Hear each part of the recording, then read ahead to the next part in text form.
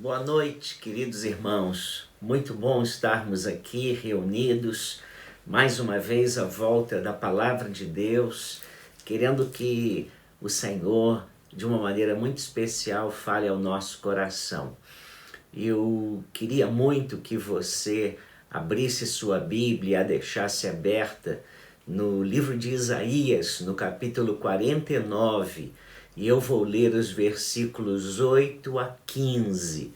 E eu vou explicar por que eu vou ler nesse dia especial, Dia das Mães, esse texto. Esse é um dos textos mais ternos que nós temos na Bíblia. Deus usa toda a sua compaixão, toda a sua misericórdia, todo o seu imenso amor para pegar o seu povo machucado, cuidar dele, trazê-lo e dar garantias de que ia abençoá-lo no futuro. Então, vamos ler Isaías 49, de 8 até o versículo 15, e depois eu gostaria de falar sobre esse amor de Deus por você e por mim. Leio na versão revista e atualizada da Sociedade Bíblica do Brasil, que diz assim: diz ainda o Senhor, no tempo aceitável eu te ouvi e te socorri no dia da salvação. Guardar-te-ei e te farei mediador da aliança do povo, para restaurares a terra e lhe repartires as herdades assoladas, para dizeres aos presos: saí, e aos que estão em trevas: aparecei. Eles pastarão nos caminhos, e em todos os altos desnudos terão o seu pasto. Não terão fome nem sede, a calma nem o sol os afligirá, porque o que deles se compadece os guiará e os conduzirá aos mananciais das águas. Transformarei todos os meus montes em caminhos, e as minhas veredas serão alteadas. Eis que estes virão de longe, e eis que aqueles do norte e do ocidente, e aqueles outros da terra de Sinim. Cantai, ó céus, alegra-te, ó terra, e vós, montes, rompei em cânticos, porque o Senhor consolou o seu povo, e dos seus aflitos se compadece. Mas Sião diz: o Senhor me desamparou, o Senhor se esqueceu de mim. Acaso pode uma mulher esquecer-se do filho que ainda mama, de sorte que não se compadeça do filho do seu ventre? Mas ainda que esta viesse a se esquecer dele, eu, todavia, não me esquecerei de ti. Antes mesmo de entrar no texto bíblico, nesse Dia das Mães, eu quero deixar um abraço bem apertado de gratidão a Deus pelas nossas mamães, as mamães das nossas igrejas, e que apesar de hoje muitas não terem podido estar pertinho dos seus filhos, eu desejo do fundo do coração que esteja sendo um dia muito alegre, muito feliz para todas vocês. E se você, filho, filha, como eu, já não tem a sua mãe aqui, eu quero me solidarizar muito com você, e eu quero expressar a minha enorme gratidão a Deus pela mãe que me deu e que me ensinou a amá-lo e deixou um exemplo de vida muito digno de ser imitado. Uma das imagens mais vívidas que eu tenho na minha mente da minha mãe era vê-la todos os dias bem cedo ao redor da sua cama, ajoelhada e orando. Ela aprontava o café da manhã bem cedo e me chamava meus irmãos para irmos para a escola, deixava tudo pronto, ia para o seu quarto, ajoelhava-se perto da sua cama e ia orar. E deixava a porta entreaberta, porque se nós precisássemos de alguma coisa, ela estaria disponível. Mas então nós víamos que ela estava ajoelhada orando, e nós sabíamos que ela estava orando por nós. Eu acho que sou ainda hoje abençoado e agraciado por Deus por causa dessas orações que ainda são respostas daqueles clamores que minha mãe fez por mim e pelos meus irmãos durante muitos anos. E eu costumo dizer que a melhor versão que eu já encontrei da Bíblia foi aquela vivida pela minha mãe, pelo meu pai, dentro do meu lar. Como eu agradeço a Deus pelos seus ensinos e o legado que ela deixou para mim e para os meus irmãos. E eu agradeço a Deus pela sua vida, minha querida irmã, fiel ao Senhor, que com certeza está sendo um exemplo de vida para os seus filhos. Talvez por tudo isso, como eu disse, hoje eu queira trazer uma mensagem bem interna para todos nós, algo que nos falasse do amor da mãe, mas também nos falasse do amor de Deus. Então eu me lembrei dessa passagem de Isaías 49, é um dos momentos em que Deus se dirige ao seu povo com muita ternura. O povo de Israel tinha passado 70 anos na Babilônia escravizado por causa dos seus pecados. E Deus disse, olha, o castigo de vocês vai ser de 70 anos. E agora já tinha passado os 70 anos e é hora do povo voltar. Só que voltar agora era um desafio muito grande. Além da distância ser imensa, num tempo em que não havia carro, não havia avião, não havia transportes, o povo tinha que fazer o percurso a pé, tinha que pegar e enfrentar muitos povos perigosíssimos. Então a viagem era uma viagem muito perigosa. Mas Deus, então, quer usar uma linguagem muito terna para dar garantias ao povo de que se ele voltasse, ele voltaria seguro nos braços de Deus que o amava. Só que quando você está há 70 anos num lugar, você já se habituou àquele lugar.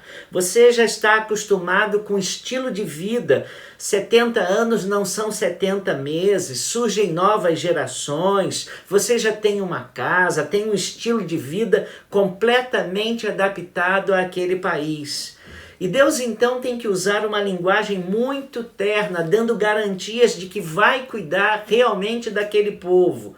Podem voltar, eu garanto que voltarei com vocês, eu garanto que será debaixo da minha proteção, eu garanto que na volta eu vou abençoar a vida de vocês. Mas o povo estava temeroso, vacilante, olhando para as provações que teriam de enfrentar na longa viagem. E Deus diz que vai conduzi-los e guiá-los, mas também dá uma razão muito especial no versículo 10. Olha para a sua Bíblia aí. E no versículo 10, Deus diz assim: porque o que deles se compadece os guiará e os conduzirá aos mananciais das águas.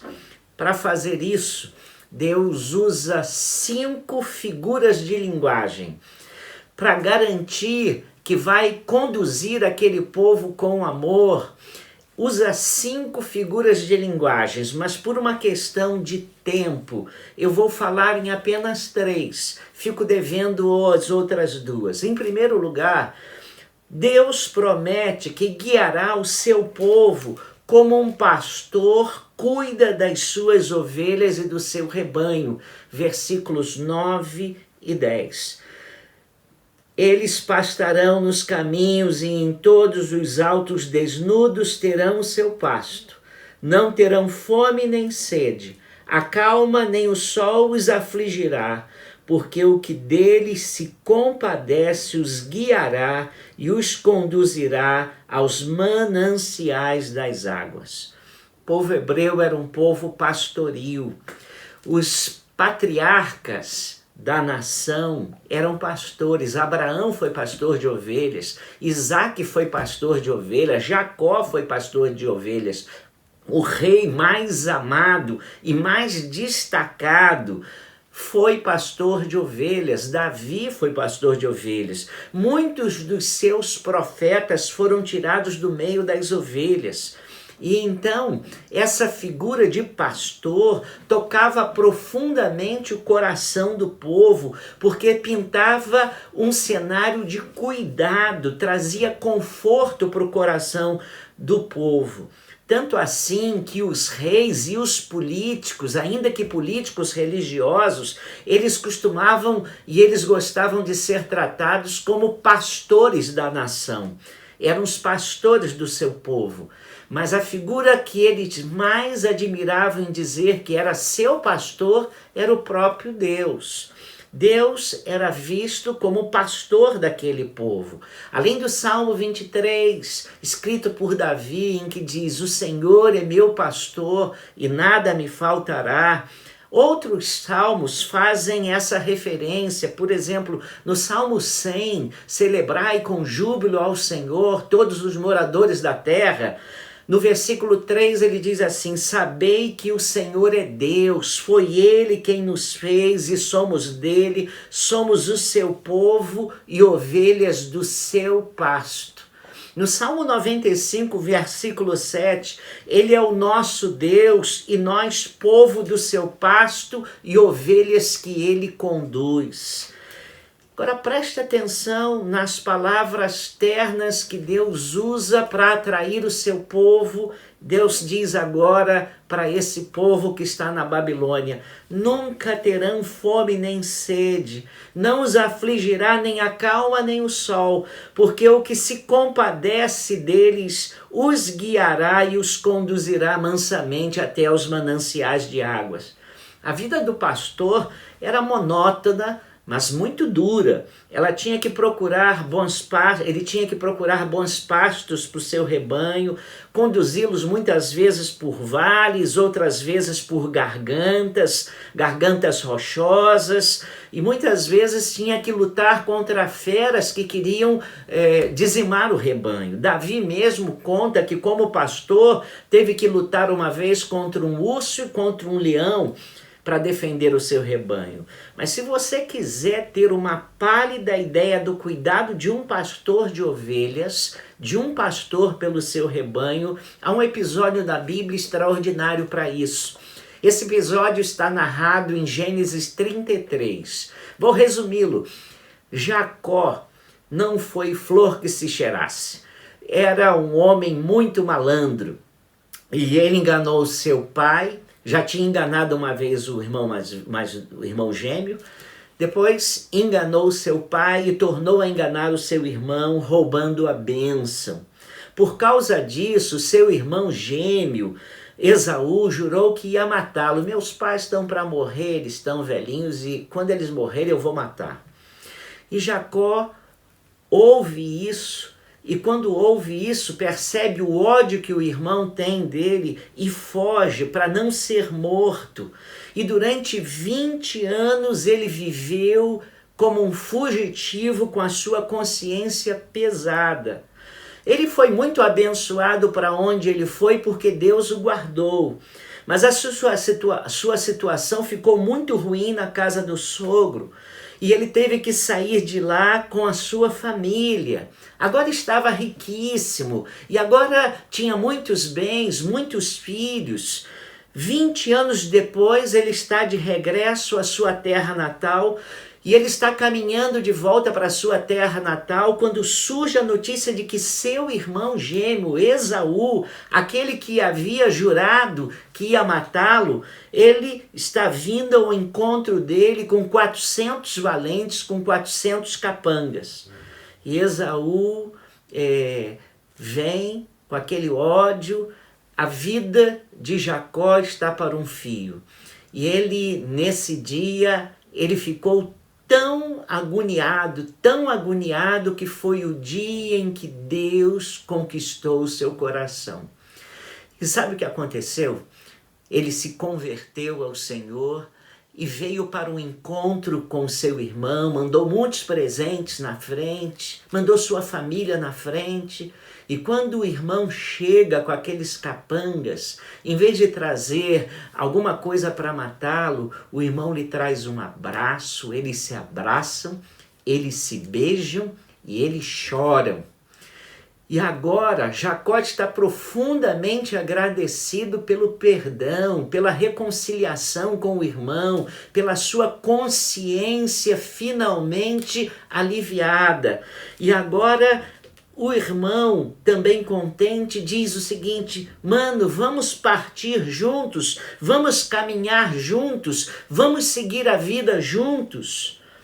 E aí, quando Jacó ouve essa proposta, e ele está muito agradecido pelo perdão e pela reconciliação, mas ele tem um coração de pastor e ele diz assim, Gênesis 33, versículos 13 e 14, meu Senhor sabe que esses meninos são tenros, tenho comigo ovelhas e vacas de leite, se forçadas a caminhar demais um só dia, morrerão todos os rebanhos. Passe meu Senhor adiante de seu servo, eu seguirei guiando-as pouco a pouco no passo do gado que vai à frente e no passo dos meninos, até chegar ao meu Senhor em Seir. Jacó conhecia a estrutura das suas ovelhas e ele usa umas palavras muito ternas. Olha, se eu for caminhar como caminham os seus capangas, não vai ficar uma ovelha, não vai ficar um gado do meu rebanho. Eu vou no passo devagar que pede a estrutura das minhas ovelhas. Veja se as palavras de Deus para esse povo não são iguais. Porque o que se compadece deles os guiará e os conduzirá mansamente aos mananciais da água. Deus se compadece das nossas fraquezas. Deus garante que não nos oprimirá. Ele irá diante de nós e nos guiará. Como é bom saber que temos um Deus que nos guia no passo que pede a nossa debilidade, a nossa fragilidade, a nossa estrutura. O trabalho mais duro que Ele permitir, as provações maiores que tivermos que enfrentar, por mais duras que sejam, serão debaixo da sua supervisão. Por mais duro que seja a caminhada da vida, podemos recordar que ela está sendo conduzida por aquele que tem compaixão de nós. A primeira figura é extraordinária, de um pastor cuidando do seu rebanho. Mas Deus quer dar garantia de que vai cuidar do seu povo e usa uma segunda figura de linguagem. E olha a figura que ele usa, versículo 11. E eu leio aqui para a gente pensar. Transformarei todos os meus montes em caminhos e as minhas veredas serão alteadas. Há uma versão que diz assim, transformarei todos os meus montes em caminhos reais.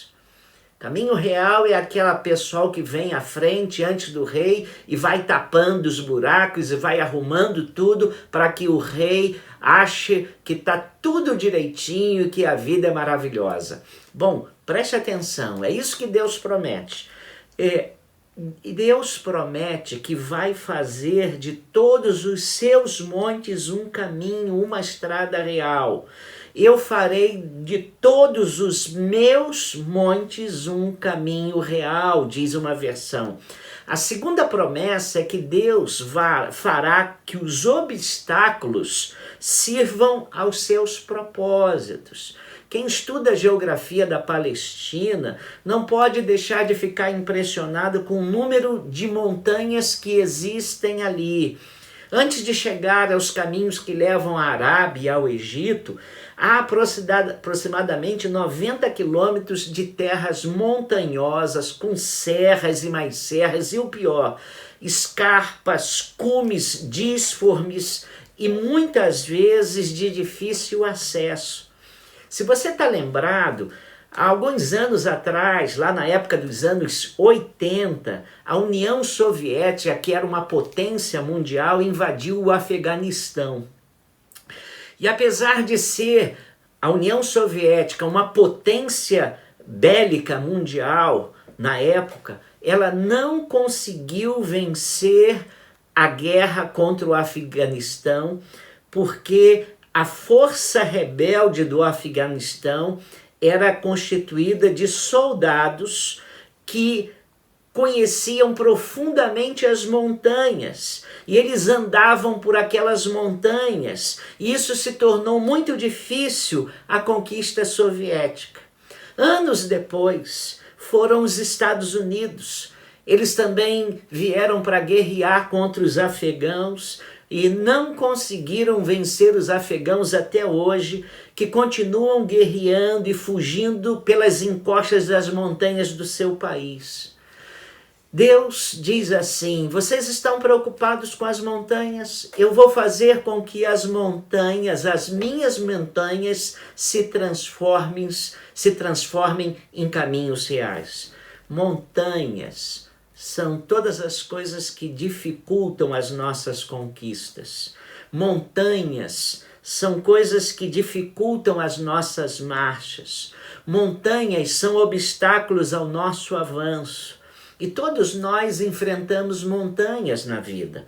Há pessoas e coisas que ameaçam o nosso progresso. Gente que não gosta de nós, gente que cria caso conosco, gente de caráter duvidoso e difícil. Enfrentamos situações desagradáveis, temos fraquezas pessoais, temos circunstâncias as mais adversas que são verdadeiras montanhas na nossa vida. Há na nossa vida muitas montanhas assim, que achamos que se fossem cortadas, viveríamos enfim felizes. Na vida do crente, se elas fossem removidas, muitos de nós pensamos que aí sim poderíamos viver uma vida mais santa, uma vida mais pura, uma vida mais consagrada, uma vida mais dedicada ao Senhor. E eu vejo com frequência crentes pedindo a Deus que removam essas verdadeiras montanhas nas suas vidas. E eu quero dizer para você, meu querido irmão, que há coisas que nos molestam, há coisas que realmente travam o nosso avanço, mas elas estão subordinadas a fins mais sublimes. Há coisas desagradáveis em nossas vidas que vêm para o nosso bem. Romanos 8, 28, o apóstolo Paulo diz assim: e sabemos que todas as coisas cooperam juntamente para o bem daqueles que amam a Deus. O povo teria de enfrentar montanhas reais e caminhos difíceis. Deus não prometeu que iria retirá-las, mas Deus disse: farei de todos os meus montes caminhos reais. A Bíblia diz que ele dá força ao cansado e multiplica a força ao que não tem nenhum vigor. E agora ele promete que vai ajudar aquele povo, seu povo, na travessia por aquelas montanhas e na viagem que eles teriam que fazer de volta à sua terra natal. Deus é o Deus que nos promete caminhar conosco, estar ao nosso lado. Ele nos ajuda a vencermos as montanhas que temos pela frente, as dificuldades, os desafios. Elas não serão removidas, mas elas serão transformadas em bênçãos para nós. Então, grave isso. Você tem passado por provações, tem passado por dificuldades, verdadeiras montanhas. Deus pode transformar nossas montanhas em caminhos reais. Então, Deus já deu duas imagens. A imagem do pastor que cuida da sua ovelha, e agora Deus promete que vai cuidar do povo e vai fazer daquelas montanhas estradas reais. Mas a terceira imagem, para mim, é a mais especial de hoje, porque a terceira imagem é a imagem do amor da mãe. Versículo 15, olha para a sua Bíblia aí. Acaso pode uma mulher esquecer-se do filho que ainda mama, de sorte que não se compadeça do filho do seu ventre? Mas ainda que esta viesse a se esquecer dele, eu todavia não me esquecerei de ti. Deus fez algumas criações que são extraordinárias. Deus criou o instinto maternal, que é uma coisa extraordinária. Mas Deus criou o amor da mãe. De fato, o amor de mãe é um amor totalmente especial. As mulheres mães são muito ternas, carinhosas, meigas, mas eu não sei se você já viu mães, tudo isso, mas quando está em questão o cuidado do filho, são capazes de se transformar em verdadeiras feras, prontas para protegerem e defenderem os interesses da sua prole e dos seus filhos. Eu já vi assim. Fica um filho adolescente, fica um filho doente. A mãe é aquele ser que absorve a febre do filho e fica ali com o filho porque o filho está doente. Perde o sono, deixa de se alimentar, muitas vezes dá a sua comida para o filho comer e é alguém extraordinário. E esse amor materno segue por toda a vida. Você já é velhinho e a sua mãe ainda está tratando você como se você fosse uma criança dependente. Ela logo se apressa em estar do nosso lado quando temos desafios pela frente, mas certamente estará do lado do filho quando ele estiver diante de grande necessidade. Mesmo que alguma pessoa, um filho, seja acusado até mesmo por algum crime no tribunal, ela estará absorvendo aquela dor e aquela circunstância ruim. Ela será capaz de buscar a sua filha em Sodoma. Dr. Campbell Morgan contou certa vez uma história de uma mãe viúva, pobre, bem pobre, mas muito honrada, uma crente fiel, que tinha uma filha jovem, bonita, e que achava a vida naquele lugarejo, nunca ela iria adiante, nunca seria alguém, e resolveu ir para uma cidade grande, a contragosto da mãe, e decidiu sair de casa, tentando a vida nessa cidade grande. A mãe disse para ela não ir, cidade grande era totalmente diferente daquela cidadezinha, mas ela não ouviu. Você sabe que às vezes adolescentes e jovens já sabem de tudo, mesmo que você diga, não faça isso, eles fazem, querem quebrar a cara por eles próprios. E aí, aquela filha foi embora e a mãe não tinha notícias dela, mas aquela senhora foi juntando dinheiro, e depois de muito tempo, quando ela tinha um dinheiro que ela achava que era suficiente, ela pegou um ônibus para ir para a cidade grande, mas antes de ir passou pelo fotógrafo, e naqueles anos a gente tirava uma fotografia 3x4. Se quiser saber o que é isso, vai lá no Google e põe assim, foto 3x4, e você vai ver o que é foto 3x4.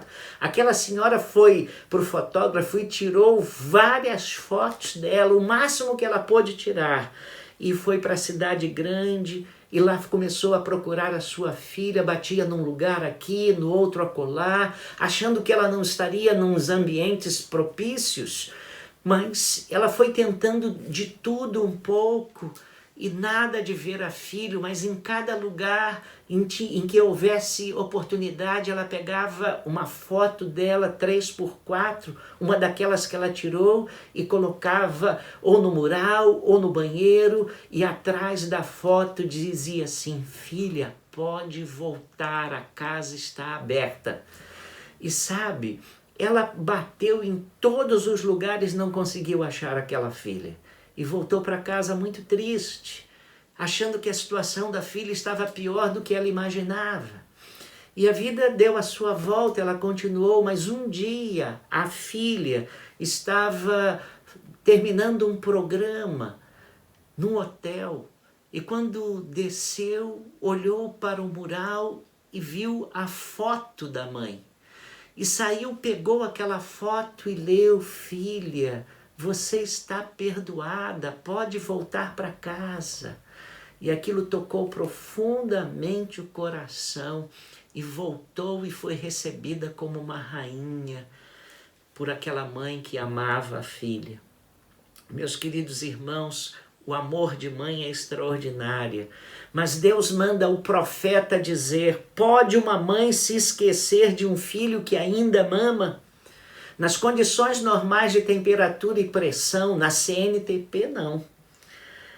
Mas eu me lembro que quando eu cheguei a Portugal e logo visitei, fui morar em Hermesinde, na Grande Porto, e fui visitar o lar evangélico português no Alto da Maia, que é um orfanato muito especial que a família Machado construiu lá na cidade do Porto, abriga centenas de crianças muito bem cuidadas, e eles queriam que eu conhecesse o lar, e eu fui lá conhecer o lar, e de repente me mostraram os edifícios, tudo aquilo muito bonito e muito bem cuidado, e de repente a tia Nieta foi e falou assim: deixa eu mostrar para o pastor a mais nova menina que está aqui conosco. E trouxe uma menininha com 2 anos de idade e disse assim: olha, essa menina chama-se tal, me disse o nome, e começou a falar dela, e daqui a pouco ela foi e perguntou assim: menina, onde está a sua mãe? E aquela criança de 2 anos, com um olhar fugidio, disse assim: mamãe fugiu, mamãe fugiu. Pode uma mulher se esquecer dos seus filhos que mamam nela? Podem. Nós sabemos que nas condições normais não, mas nós conhecemos mães que infelizmente abandonam seus filhos. Mães atraídas por loucos frenesis, mães degradadas por bebidas e drogas, por dependência química, mães excitadas por uma paixão iníqua, mães enfatuadas por prazeres da sociedade. Infelizmente conhecemos sim mães que abandonam seus filhos. Conheço histórias, tenho histórias no meu ministério pastoral de ter que ajudar famílias cujas mães saíram de casa. Sabemos que infelizmente isso acontece. O profeta Jeremias, por outro lado, fala da cidade sitiada, com fome, não entrava nenhuma comida, e que as mães satisfaziam a sua fome cometendo canibalismo, comendo a carne dos seus próprios filhos. Pode uma mãe esquecer do filho a quem dá de mamar? Mas ainda que esta viesse a se esquecer, eu não me esquecerei de ti. Você pode cair no lodaçal do pecado, você pode cair no lodaçal da imoralidade, de modo que as pessoas que mais amam você virem as costas para você. Mas ainda assim Deus não virará as costas para você. Nós podemos estar cobertos das piores feridas causadas pelo pecado, de tal modo que não sejamos nem mais reconhecidos. Mas Deus não se esquece de nós. Nós podemos estar envolvidos na mais confusa situação, num beco sem saída, mas Deus não se esquece de nós e não se esquecerá de você. E eu acho que Deus criou o instinto maternal e o amor de mãe para nos dar uma pálida ideia do seu amor, mais fiel do que o amor de mãe. Max Lucado, ele escreveu um texto extraordinário sobre mãe e sobre o amor de Deus. O texto chama-se O Amor de Deus e o Amor de Mãe dele. E eu vou ler porque eu acho que vale a pena a gente ouvir esse texto. Mães, por que vocês amam seus recém-nascidos? Eu sei. É uma pergunta boba, mas me desculpem, por quê? Durante meses esse bebê lhe trouxe sofrimentos. Ele lhe deixou cheia de espinhas e a fez gingar como pata. Por causa dele você suspirou por sardinhas e torradas e saiu devolvendo tudo pela manhã. Ele lhe chutou a barriga. Ele ocupou um espaço que não era dele, comeu alimentos que não preparou. Você o manteve aquecido, você o manteve seguro, você o manteve alimentado. Mas será que ele agradeceu? Você está brincando? Mal saiu da barriga, já começou a chorar.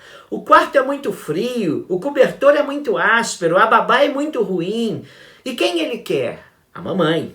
Você nunca tira uma folga, quer dizer, quem fez todo o trabalho nos últimos 9 meses. Porque o papai não pode assumir. Mas não, papai não vai assumir. O bebê quer a mamãe. Ele nem lhe disse que estava chegando, ele simplesmente veio. E que chegada! Ele transformou-a numa selvagem. Você gritou, você praguejou, você cerrou os dentes, rasgou os lençóis. E veja só como está agora. Seu corpo está molhado de suor, todos os seus músculos retorcidos e estirados. Você devia estar brava, mamãe, mas está longe disso.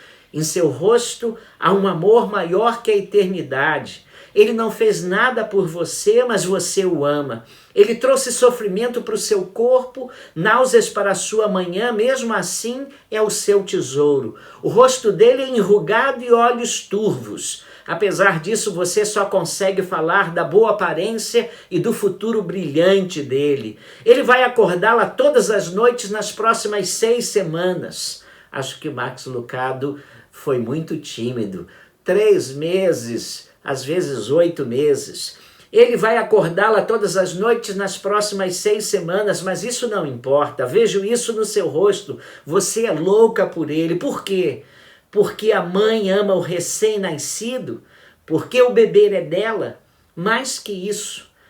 É o sangue dela. É a carne dela, os tendões dela e a espinha dela, é a esperança dela, é o legado dela. Não importa que o bebê não dê nada a ela sabe que o bebê recém-nascido é indefeso e fraco, ela sabe que os bebês não pedem para vir ao mundo, e Deus sabe que também não pedimos.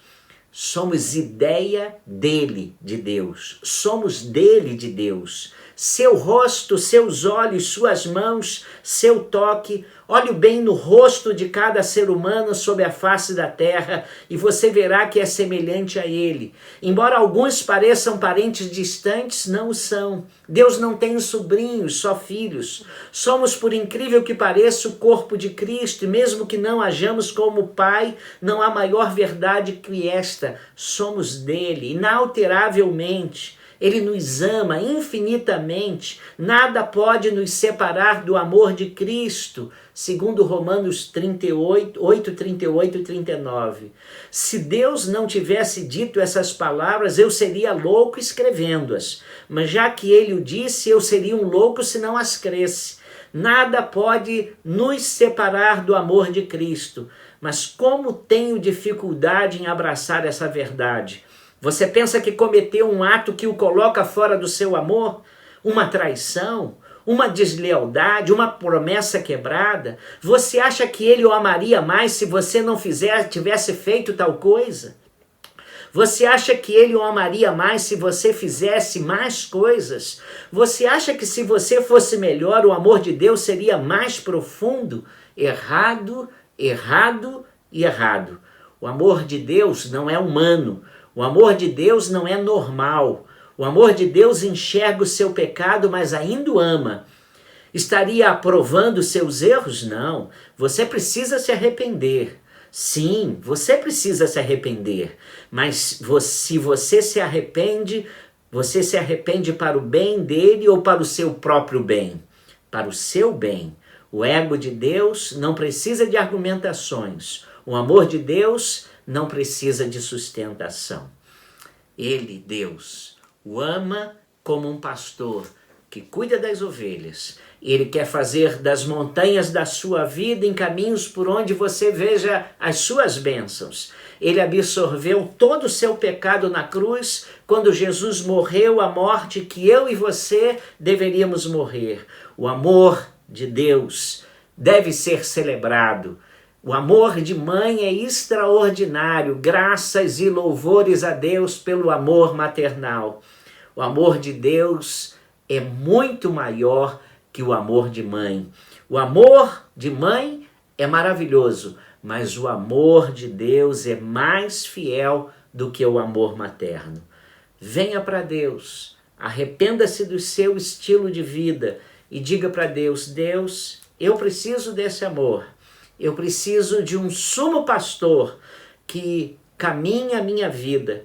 Eu preciso de alguém que me ajude nas montanhas da vida. E eu preciso conhecer esse amor extraordinário que mandou seu Filho bendito morrer na cruz em meu lugar. Se você quer conhecer um maravilhoso amor, além do amor da sua mãe, você tem que conhecer e experimentar o sublime amor de Deus. Que Deus o abençoe.